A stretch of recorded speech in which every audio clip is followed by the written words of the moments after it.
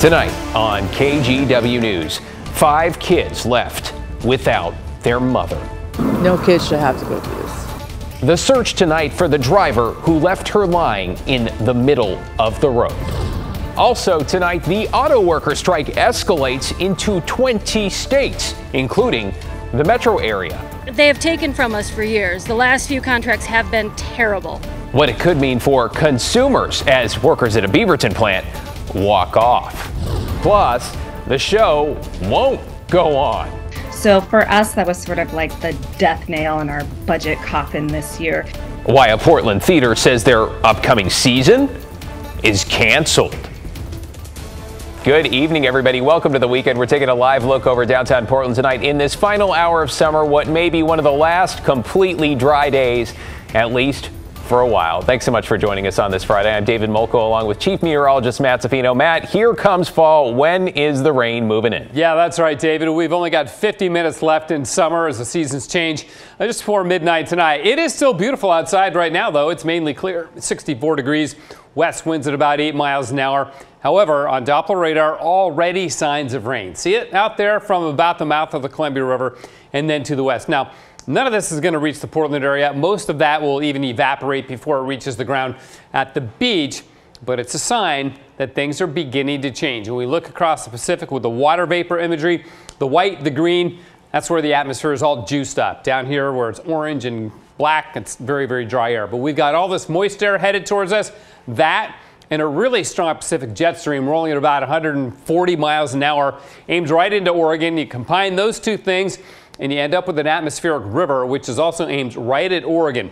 The go time for the rain to really get serious is going to be Sunday night and into Monday. But we've already got flood watches out across parts of southern Oregon, along with high wind watches on parts of the Oregon coast. We'll be mainly dry tomorrow, so don't worry about the weekend too much. Any rain we get is going to be super light, like 1/10 of an inch or less. But beginning Sunday night into Monday, we'll get heavy rain. We'll do that again on Wednesday. Debris flows, landslides possible on the wildfire burn scars, watching that. And also plan for a really slow Monday morning commute, because that'll be right in the middle of the heavy rain, so it'll probably slow things down. More on the change in the weather in a bit. David, back to you. At least we have the weekend. Thanks, Matt. Developing this evening, family and friends gathered tonight at the spot along Hall Boulevard where a Tigard mother of 5 was killed in a hit and run. It appears police still have few leads to follow here. Catherine Cook joins us now with more from the family of Maria Negrete. David, Maria was a single mom with 5 kids. They're now left with the impossible task of moving on without her. Tonight, they lined the road on Hall Boulevard near Pfaffel Street. They wore shirts with Maria's photo and called for justice. More than anything, Maria's sister and son tell us they want the driver who hit Maria to own up to what they did. He could have just stopped if it was an accident. He's just making it worse for himself. We just want justice for Maria. My mom did everything for me, man. I owe her everything and more. The crash happened Monday night. Maria and her boyfriend had stopped in the center lane of the road to get her phone, which had fallen out the window. The driver who hit Maria never stopped. Police have not released a description of the vehicle involved. Maria's family is asking anyone who might know who hit her to come forward. There's also a GoFundMe to help Maria's children and cover funeral expenses. You'll find a link to that on KGW.com. David. Yeah, the sooner they can get answers, the better. Thank you, Catherine. Let's get you caught up on tonight's other headlines now. The man accused of killing a Portland activist has pleaded guilty and was sentenced today to 17 years in prison. Christopher Knipe admitted to driving his car onto the sidewalk in Northeast Portland back in 2019. Hitting and killing Sean Kellier. The location of the crash near the popular Cider Riot Bar, along with the fact that Kellier was a well-known left-wing activist, led many to speculate his killing was politically motivated. According to the Oregonian, Knipe told the court today he had, quote, nothing to say. The man who assaulted a Hillsborough police lieutenant outside the department last year will spend more than 5 years behind bars. In September 2022, authorities say this man, Jose Juan Mandujano, attacked Lieutenant Neil Potter and left him with a broken nose and concussion. Mandujano pleaded guilty to assault in that unprovoked attack, and while Potter fired 3 shots that struck Mandujano, a review by the DA's office found the use of force entirely justified. And an update this evening on the case of baby Precious. She is the newborn who was found dead in Portland a decade ago after she was left in a recycling bin. Turns out her given name was Amara, and today her father pleaded not guilty to manslaughter charges. This is video of Alnath Omar Oliver in court in a wheelchair at his arraignment. He's accused of preventing Amara's 15-year-old mother from getting medical treatment during her pregnancy. Police say he then told the mother he'd taken the baby to the hospital after she was born, but instead they allege she died on the way and the father put her in a recycling bin. New at 11, Portland's longest running professional theater company has shut down production for the upcoming season one. It turns out that would have started tonight. Alma McCarty went to the Artist Repertory Theater to find out why.